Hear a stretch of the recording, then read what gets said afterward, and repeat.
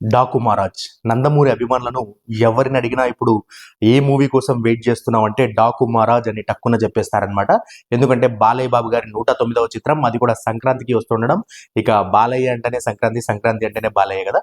So అలాంటి ఈ చిత్రానికి సంబంధించి ఒక ఇంట్రెస్టింగ్ అప్డేట్ అయితే తెలుస్తా ఉంది. అదేంటంటే ఈ మూవీకి సంబంధించినటువంటి సెకండ్ హాఫ్ లో వచ్చేటటువంటి ఒక 40 మినిట్స్ మాత్రం నెక్స్ట్ లెవెల్ ఉంటుందని, ఇందులోని ఒక 10 మినిట్స్ బ్లాక్ మాత్రం బాలయ్య బాబు గారి సినీ కెరియర్ లోనే ఇప్పటి వరకు అలాంటి ఒక 10 మినిట్స్ బ్లాక్స్ ని కన్సిడర్ చేసుకుంటే ఈ మూవీలో ఉండేటటువంటి 10 మినిట్స్ బ్లాక్ మాత్రం నెక్స్ట్ లెవెల్ ఉండబోతుందని గతంలో ఎన్నడూ బాలయ్య బాబు గారి మూవీస్ లో చూసి ఉండమని అయితే తెలుస్తా ఉంది.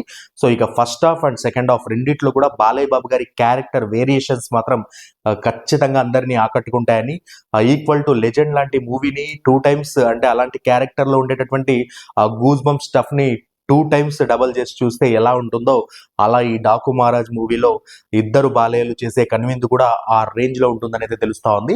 సో మరి డాకు మహారాజ్ సామ్రాజ్యం ఎలా ఉంటుంది, అసలు డాకు మహారాజ్ ఎలా అంటే డాకు మహారాజ్ వాంటెడ్ గా ఎందుకు మారాడు, అసలు ఆయన జనాలకు చేసినటువంటి సేవ ఎలా ఉంటుంది, అండ్ ఒక చిన్న వినికిడి ఏముందంటే ప్రజల కోసం ఎంతకైనా తెగిస్తాడు డాకు మహారాజ్. అండ్ ఇంకో క్యారెక్టర్ వచ్చేసి సామ్రాజ్యాలని, అంటే ఎవరికైనా కష్టం వస్తే ఎదుటి వారి సామ్రాజ్యాలని కూడా కూల్చేంత ఆ స్ట్రాంగ్ క్యారెక్టర్ అని అయితే తెలుస్తా ఉంది, యంగ్ బాలయ్య క్యారెక్టర్ కూడా.